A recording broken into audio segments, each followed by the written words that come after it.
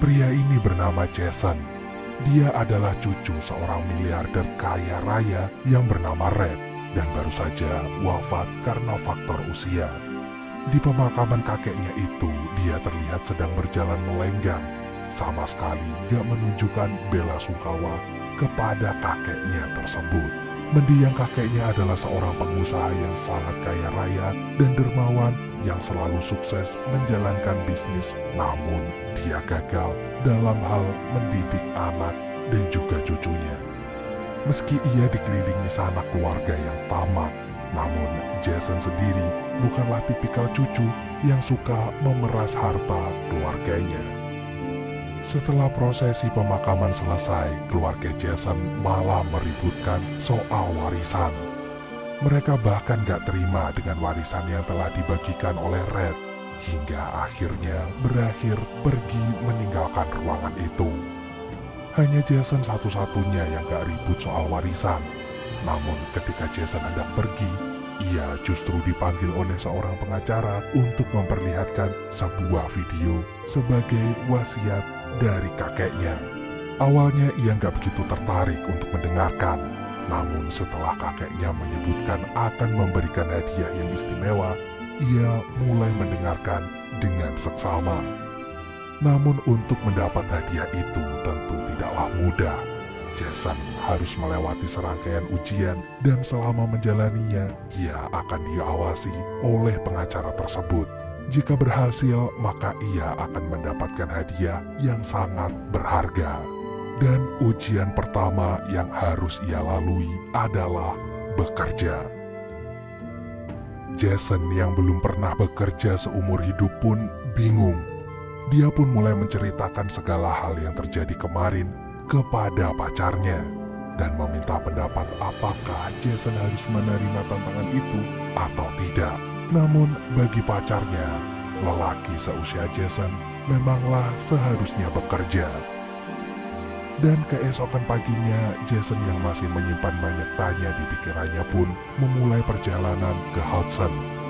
Ia yang terbiasa naik pesawat kelas bisnis, kali ini harus merasakan ketidaknyamanan dan terus menggerutu di kelas ekonomi. Dan setibanya di Hudson, ia disambut dengan hangat oleh seorang petani tua sekaligus sahabat karib Red yang bernama Gus. Jason yang selalu bersemangat belum apa-apa sudah menanyakan keberadaan hadiahnya, sedangkan Gus hanya meresponnya dengan tawa. Pagi pun menjelang, Jason yang gak terbiasa bangun pagi pun masih molor di kasurnya. Gus yang sudah siap untuk memberinya ujian pun mengajaknya untuk pergi ke hamparan ladang yang sangat luas. Dengan perasaan kesal, Jason diajak ke ladang untuk memasang pagar kayu di sana. Gus memberinya imbalan $1 untuk setiap pagarnya, dan bagi Jason nominal tersebut terlalu kecil. Alih-alih menyelesaikan tugasnya, ia malah tidur di atas kayu-kayu itu. Dan Gus yang memahami posisi Jason pun hanya bisa membiarkannya. Selama berhari-hari, Jason yang selalu gagal membuat pagar pun hanya makan, tidur, sampai bosan 7 keliling. Karena bosan dengan rutinitas yang itu-itu aja, akhirnya ia mulai menggerakkan tubuhnya untuk mengerjakan tugas memasang pagar kayu sesuai permintaan Gus. Hari demi hari ia lalui dengan menyelesaikan tugasnya. Dan siapa sangka, Jason, seorang pemalas yang manja, ternyata juga bisa menyelesaikan tugas tersebut. Dan ujian pertama Jason pun berhasil dilewati.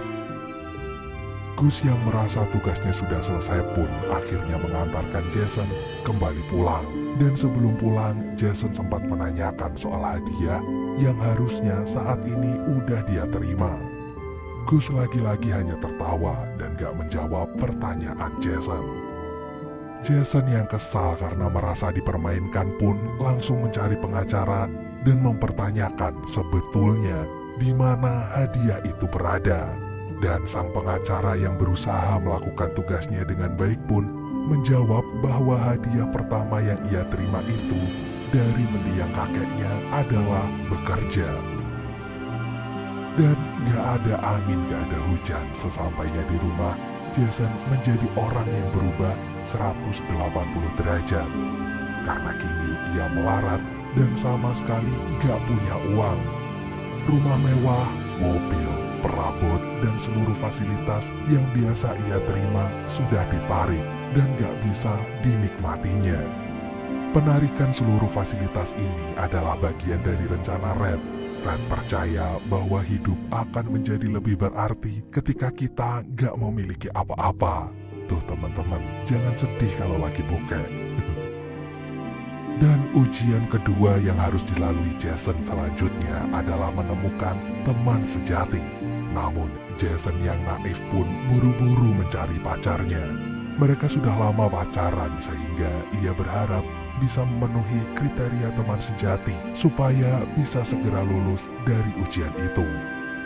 Jason pun mengajak pacarnya pergi ke restoran mewah, dan ketika ingin membayar, Jason kicap ketika waiters mengatakan bahwa ATM-nya sedang dibekukan. Meski tengsin setengah mati, akhirnya Jason pun memohon kepada pacarnya untuk membayarkan tagihan terlebih dulu. Merasa dibohongi, pacarnya pun beranjak pergi sambil terisak-isak. Rumor bahwa Jason kini telah bangkrut pun telah beredar. Teman-temannya yang biasa menghabiskan waktu dengannya kini gak mau berhubungan dengan Jason lagi. Beberapa kali Jason mencoba pinjam uang pada temannya, namun semuanya menolak dan gak mau berhubungan lagi dengan Jason. Ia yang kini gak punya apa-apa hanya bisa tidur di kursi taman. Bahkan ia gak segan-segan rebutan tempat dengan gelandangan. Mereka mencoba adil dengan suit uang. Namun setelah merogoh saku, ternyata gak ada satupun dari mereka yang punya uang koin. Akhirnya datanglah seorang anak yang sukarela memberinya uang. Namun setelah Jason melempar koin tersebut, sang gelandangan pun membawanya kabur. Ia pun mulai meratapi nasibnya yang selalu dicurangi. Dan di fase-fase terendahnya pun, ia terpaksa melihat pacarnya kini telah menggandeng pria lain. Jason yang hatinya remuk pun semakin sedih ketika menyadari sampai saat ini belum juga menemukan teman sejatinya. Keesokan paginya, Jason terbangunkan oleh suara anak kecil dan ibunya yang diganggu oleh seorang gelandangan. Ternyata orang itu adalah Alexia dan juga Emily. Jason yang gercep pun langsung membantu mereka dengan menggertak dan menghardik gelandangan tersebut. Dan setelah kejadian itu, Jason mulai menceritakan kondisinya yang sedang membutuhkan teman sejati. Emily yang ingin membalas kebaikan Jason pun sepakat untuk menjadi teman sejatinya. Setelah semua kesepakatan itu, Emily dipertemukan dengan para pengacara. Mereka sampai mencurigai Emily bekerja sama dengan Jason. Namun Emily menjawabnya dengan cerdas, sehingga para pengacara mulai mempercayai ketulusan persahabatan mereka berdua. Namun habis manis apa dibuang. Setelah selesai membuktikan bahwa Jason berhasil melalui ujian menemukan teman sejati, ia meninggalkan Emily begitu saja. Ia bahkan gak menyadari betapa terpukulnya Emily yang telah membantunya dengan tulus. Setelah berhasil melalui ujian kedua, akhirnya Jason pun menerima kwitansi. Namun Jason terkejut sekaligus kecewa setelah melihat angkanya. Ternyata ia hanya menerima gaji sebesar $1.600. Di dalam kwitansi tersebut juga dituliskan bahwa sebaiknya Jason menggunakan gaji pertamanya itu untuk membantu orang lain. Orang yang terbesit di pikirannya pertama kali adalah gelandangan yang pernah berebut bangku taman dengannya. Ia ingin membagikan gelandangan itu $100. Jason pun memanggilnya sambil berteriak. Merasa terancam, gelandangan itu malah justru kabur dan lari terbirit-birit. Rupanya ia takut ketahuan hendak mencuri tas milik Alexia. Jason yang penasaran mulai memeriksa tas tersebut dan menemukan surat dari rumah sakit. Ia sempat syok karena ternyata Emily sedang berjuang melawan penyakitnya. Jason yang mulai khawatir pun bergegas menghampiri Emily di rumah sakit, sekalian mengembalikan tas milik Alexia. Begitu sampai di rumah sakit, ia kembali dikejutkan bahwa ternyata selama ini Emily selalu menggunakan rambut palsu. Jason yang gak mau membuat Emily merasa malu pun hanya masuk ke dalam ruangan untuk menaruh tas dan pergi setelahnya. Mengetahui kondisi Emily yang membutuhkan biaya perawatan rumah sakit, akhirnya Jason terpikirkan untuk memberikan seluruh gajinya untuk Emily. Tanpa ia sadari, kini ia benar-benar menemukan seorang teman sejati. Di hari berikutnya, Emily dan Jason pergi bersama ke gereja. Emily merasa bahwa kini gak ada lagi yang perlu ia sembunyikan dari Jason. Ia pun mulai terbuka dan menyampaikan keinginannya. Emily gak mau melihat ibunya merasa kesepian di hari ucap syukur. Alhasil, ia pun meminta pada Jason untuk bersedia menemaninya merayakan hari ucap syukur. Jason pun menerima permintaan Emily. Dan singkat cerita, Jason dan Alexia telah tiba di rumah Jason. Selama menyantap hidangan, keluarga Jason selalu saja meributkan soal warisan. Dan hal itu pun membuatnya muak. Jason yang sudah gak tahan dengan tabiat keluarganya pun beranjak pergi dengan perasaan yang kesal, sekaligus malu kepada Alexia. Ujian demi ujian ia lalui. Kini kakeknya meminta Jason untuk pergi ke Afrika sebagai ujiannya yang ketiga.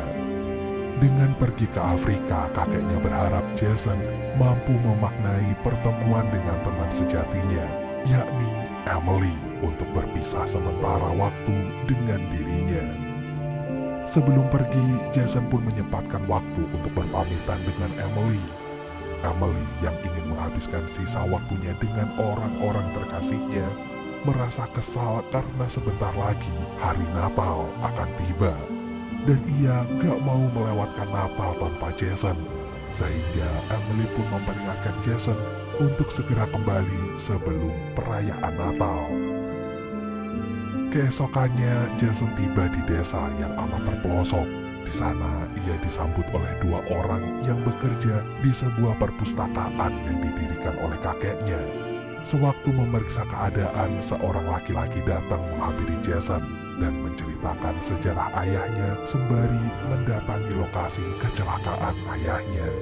Rupanya dahulu ayahnya pernah kabur dari rumah karena pusing dengan bisnis keluarga. Ketika di jalan, nasib naas menimpanya. Ia mengalami kecelakaan pesawat yang membuat nyawanya meregang.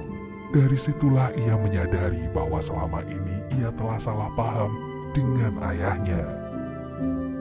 Belum selesai dengan dukanya yang mendalam, tiba-tiba sekelompok orang datang mengancam dan menculik mereka.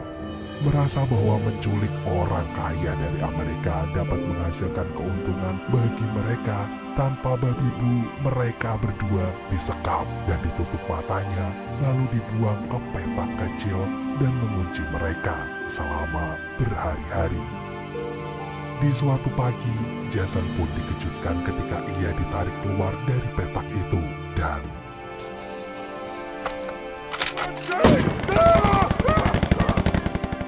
suara itu mengagetkannya, sekaligus menyadarkannya bahwa ia masih hidup. Di saat yang bersamaan, para penculik itu mengucapkan selamat Natal sembari minum bir, dan dari situlah Jason merasa terpukul karena ia mengingkari janjinya kepada Emily.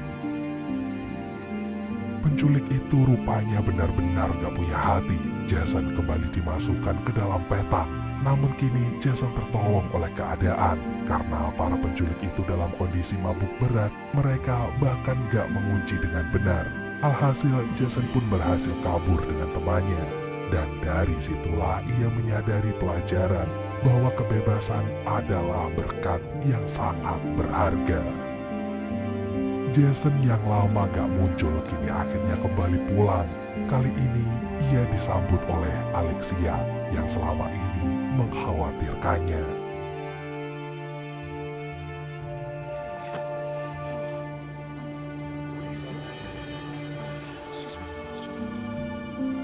Setelah melepas rindu dengan Alexia, Jason pun mulai menjenguk Emily di rumah sakit.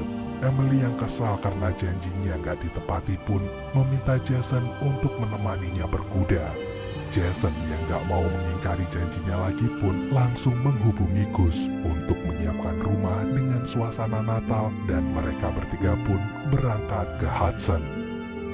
Setibanya di sana, mereka dibuat takjub dengan desain rumah Gus dan menikmati sore hari dengan berkuda. Sebetulnya Emily takut dengan kuda, namun ia ingin menghabiskan sisa waktunya untuk melawan rasa takutnya bersama dengan orang-orang terkasihnya. Di malam hari, Jason kembali menyaksikan rekaman wasiat kakeknya.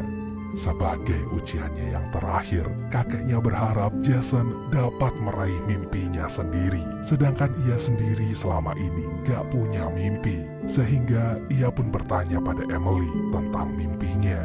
Emily pun menjawab bahwa ia ingin menghabiskan waktu dengan orang yang dicintainya dan orang yang mencintai dirinya. Pernyataan Emily pun menyadarkan kepada Jason. Dan Jason pun menyatakan kepada pengacara bahwa mimpinya adalah membantu orang lain untuk mencapai mimpinya. Sang pengacara pun tanpa ragu-ragu memberinya cek sebesar $100 juta. Jason pun kaya dalam waktu semalam. Namun kekayaannya itu gak lantas membuatnya kembali seperti yang dulu. Dengan kekayaannya yang berlimpah sekarang, ia menggunakannya untuk merancang dan mendirikan yayasan dengan menggunakan nama Emily sebesar $3,5 miliar yang diperuntukkan bagi yang sedang berjuang melawan penyakit. Tiba-tiba Alexia mendapat telepon yang mengabarkan bahwa baru aja ia mendapatkan kabar bahwa anaknya wafat di rumah sakit. Jason pun terpukul mendengar kabar itu. Ia menyesal setengah mati karena ia gak bisa menemani Emily di sisa akhir hidupnya. Beberapa waktu setelah kepergian Emily, akhirnya kini yayasan dengan nama Emily berhasil diresmikan. Meski sayang sekali Emily gak dapat hadir di tengah-tengah mereka, namun cintanya akan selalu abadi. Setelah melalui duka cita, Jason kembali mendapatkan warisan yang sebenarnya dari sang kakek. Ia mendapat warisan sebesar $20 juta. Namun rupanya hal ini gak membuat Jason tergila-gila. Karena rupanya selama ini ia melalui masa ujian yang diberikan oleh kakeknya. Ia mendapatkan banyak hal berharga dalam hidupnya yang gak bisa ia dapatkan dengan uang, yaitu teman sejati dan cinta sejati.